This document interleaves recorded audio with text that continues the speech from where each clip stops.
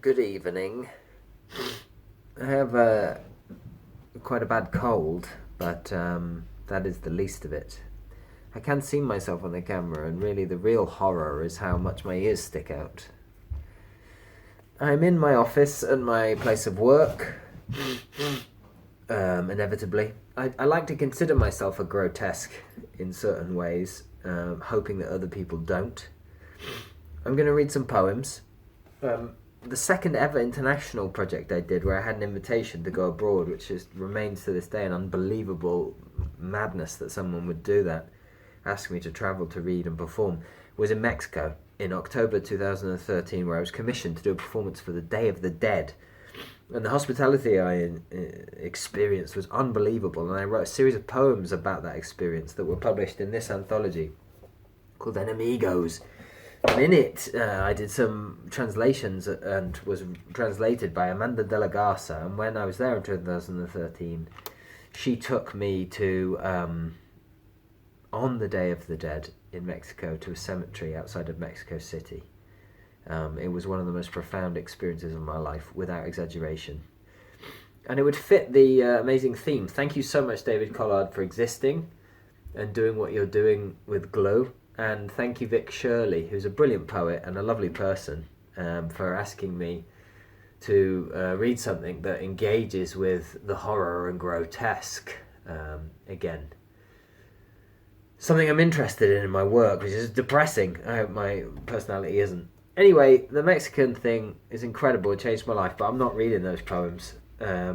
Instead, I'm going to read some film poems from I Stand Alone by the Devils and Other Poems on Films. It was the first publication I did with Broken Sleep Books, and the follow-up to this was a full volume of film poems called Come and See the Songs of Strange Days, and this booklet is filled with poems about horror movies. Why? I don't know why. Who knows why? Silence of the Lambs. The life of an artist is a substitute life. This is John Cassavetes with my epigraph. It does not ruin rudeness to ask permission. Permission is not the pleasure. Sweetbreads are neither sweet nor breads, but followed by beans and wine. I'd eat that. If you served it, knifed, eat up. Hannibal the cannibal articulates hell of your own making, where spit is honey. Eat up. Eating the screen of a phone.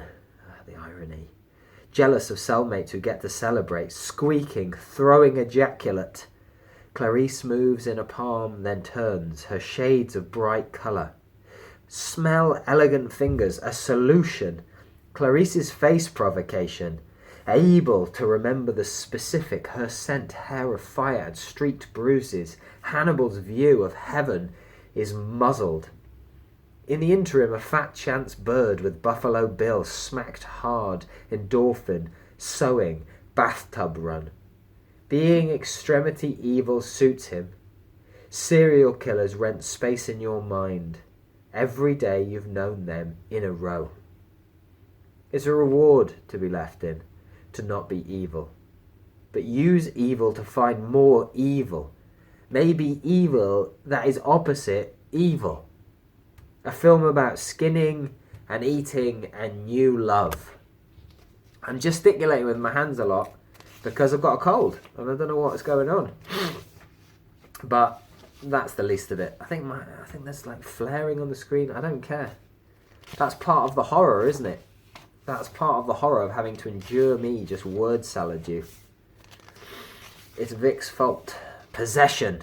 If you've never seen the film Possession, go and watch Possession. That's some horror. I mean, that's not a great recommendation. A carnival of nosebleeds. A Johnny watches rushes and thinks ugly. Yet in the fridge, the Build-A-Bear kit for humans. A fun-time thrill ride in between other people's personalities. Neil eats the same rushes, makes the Nile fertile. No accent needed. One wonders how clean, how to know what film means. Even if it is essentially about a messy divorce. A way to a living, holding reality on tape and not explaining exactly the Paris underpass. where everyone shows off having monsters made. This new face I have is from Poundland, which I went on the way to work today to get something which would be horrific. I hope you enjoy it. An improvement. American Werewolf in London. Funny, but also horror. And with another epigraph, I love them because they annoy people. By Czesław Miłosz, who I love pronouncing his name, the Nobel Prize winning brilliant Lithuanian-Polish poet. I like pronouncing his name because most people say Czesław Miłosz and it makes me feel superior. As if to signify they were not quite dogs, says Czesław. The moon has long been associated with that which can't be had. I can assure you this realization is not in the least bit amusing. You cannot judge the past from the present, and the question being asked should follow the question of why you are attempting to do so. The slaughtered lamb is your childhood bedroom, where your cousin got fresh with you and you liked it.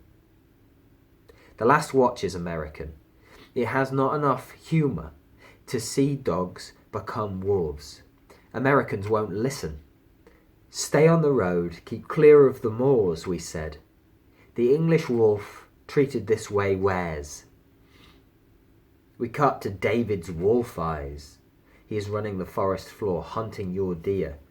Then we cut to Jenny Agata, or Agata, as all English nurses. She hand feeds. You have to eat. The bad dreams in hospital cannot hide friend's speech as soundless. You make Jack share your shame. He keeps saying, limbo. Dr. Hirsch is the hero. He says you'll have dueling scars to boast of. They say mad men have the strength of 10. If I survived Rommel, I'm sure I can survive.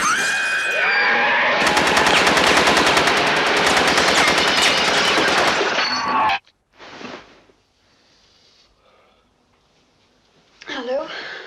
Have you been up long? I've just had a nightmare. Not to worry, I've just the thing.